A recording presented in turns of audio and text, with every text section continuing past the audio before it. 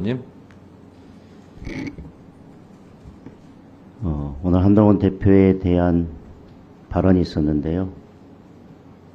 국민의힘은 제3자 특검법에 대해서 당내 논의를 하고 있다는 말씀을 드리겠습니다. 그리고 국민의힘은 당대표가 아침에 한마디 하면 점심때 그것이 당론이 되고 3시가 되면 법안이 나오는 그런 정당이 아니라서 안타깝게 생각을 합니다. 검찰, 특검의 생명은 객관성과 공정성 그리고 정치적 중립성일 것입니다.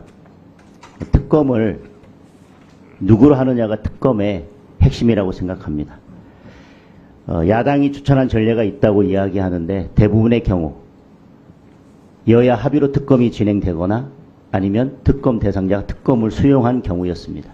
그러나 저희는 지금 특검 자체에 대해서 찬반이 있습니다.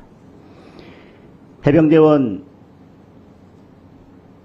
순직 사건에 대한 수사 외압에 대해서는 저희들이 힘들게 이곳에서 청문회를 했고 청문회에 출석한 박정훈 대령은 대통령실이나 대통령 그 누구로부터도 이 사건과 관련해서 전화를 받거나 어떠한 이야기도 들은 적이 없다고 했습니다.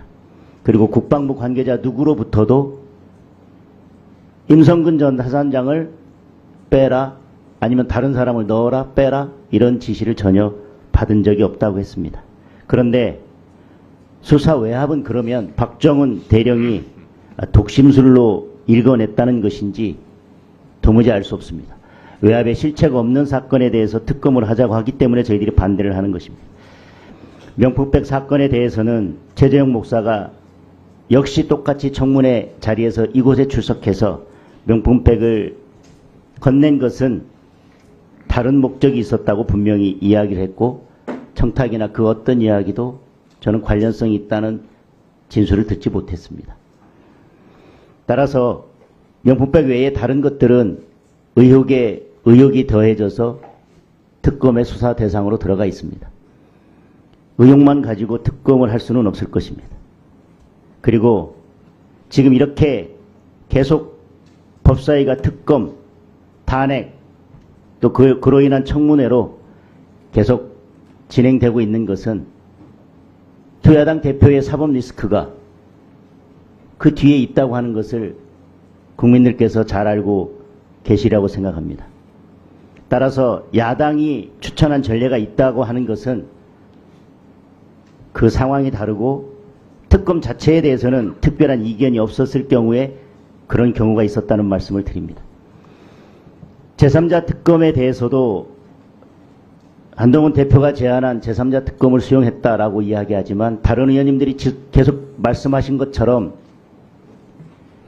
야당의 비토권이 있는 한 그리고 그 횟수의 제한이 없는 한 이것은 결국은 야당이 원하는 특검을 야당이 추천해서 임명하겠다는 것과 크게 다르지 않기 때문에 기존의 야당에서 추천하도록 되어 있는 그 이전의 특검법과 결과에 있어서는 크게 다르지 않다고 저는 생각합니다. 따라서 이것을 마치 국민의힘 한동훈 대표가 제안했던 제3자 특검 법안을 수용한 것처럼 국민에게 설명되어지는 것은 저는 맞지 않다고 생각합니다. 그리고 공소 취소에 대해서도 지금 해병대원 순직 사건과 관련해서 재판을 받고 있는 박정훈 대령에 대한 사건에 공소 취소를 할 그런 의도가 없다면 법문을 명확하게 하면 됩니다. 검사에게는 공소 제기, 공소 유지, 공소 취소할 수 있는 권한이 있는 것은 맞습니다. 그러나 그것도 저는 누가 보더라도 합리적으로 행사되고 그 행사에 일정한 제한이 있어야 된다고 생각합니다. 이 공소 취소가 박정훈 대령에 대한 공소 취소를 염두에 두고 있는 것이 아니라면 법문을 명확히 해서 이 사건 특검에서 공소 제기한 사건에 대해서만 공소 취소할 수 있도록 규정한다면 어느 누구도 이 공소 취소가 다른 것을 염두에 두고 다른 정치적 목적에서 공소 취소를 규정한 것이라고 생각하지 않을 것입니다. 그리고 검사에게 공소 제기, 공소 유지 거기에 공소 취소권까지 당연히 포함되어 있다면 본인이 제기한 사건에 대한 공소 취소를 염두에 둔 것이라면 이 조항은 필요하지도 않을 것입니다. 네. 오늘